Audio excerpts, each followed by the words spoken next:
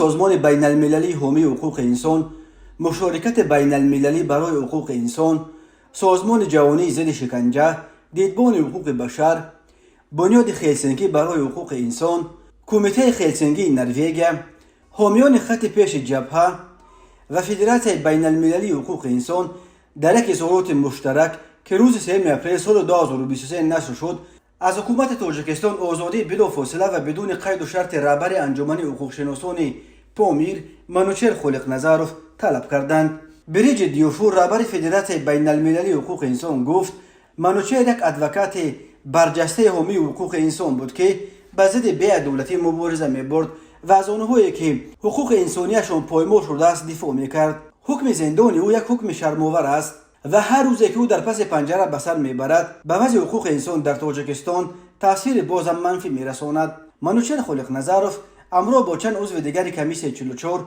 روز 28 می سال 2022 در پی سرکوب اعتراضهای ولایت مختار کوهستان بدخشان دستگیر گردید.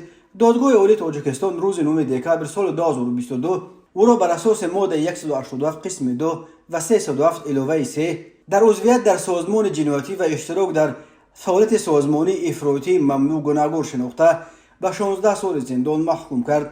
مقامات تاجیکستان کمیسیون 44 که برای میانروی بین تظاهرگران خارق و مقامات تشکیل شده بود سازمان جنایتی میشمارند. اما جرالد استیبروک دبیر کل سازمان جهانی ضد شکنجه بازداشت منوچهر خالقنظروف را عمل خودسرانه نامید. او میگوید منوچهر و همصفان او از انجمن حقوق شناسان پامیر در طول سالهای زیاد به قربانیان نقض حقوق انسان کمک رسانده، با راه‌های آسایشته مسائل حقوق انسان، حکم قانون و دسترسی به عدالت را در ولایت مختار کوهستان بدخشان پیش می‌بردند. بازداشت او یک میل خودسرانه بود و او باید بلافاصله و بدون قید و شرط آزاد کرده شود. منوچهر خالقنظروف رهبر انجمن حقوق شناسان پامیر سازمانی بود که به حمایت از حقوق انسان مشغول بود و عضو ائتلاف ضد شکنجه و بی‌جزایی، شورای جمعیتی اصلاحات ملی و ائتلاف حقوق منزل بود. 25-28 نوامبر سال 2021 در شهر خارق مرکز مأموری ولایت مختار کوهستان بدخشان در شرق تاجیکستان در پی قتل خودسرانه گلبدین زیابکوف اعتراضهای گسترده برگزار شدند. تظاهرگران برای میانروی با مقامات و نظارت جریان اجرای طلب‌هایشان از حساب نمایندگان جامعه شهروندی 44 نفر از جمله خالقنظروف را به کمیسیون 44 انتخاب کردند.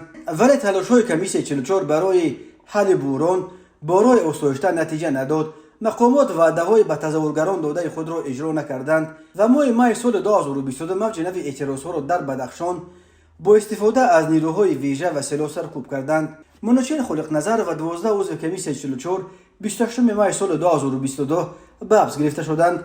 مرافعه آنها پشت درهای بسته در بازداشتگاه امنیت ملی در دوشنبه دایر شد. 21 اکتبر سال 2022 گزارشگر ویژه سازمان ملل در امور حامیان حقوق از بازداشت غیر قانونی خالقنظروف اظهار نگرانی کرده بود، ولی با این وجود دادگاه عالی تاجیکستان او را به 16 سال زندان محکوم کرد.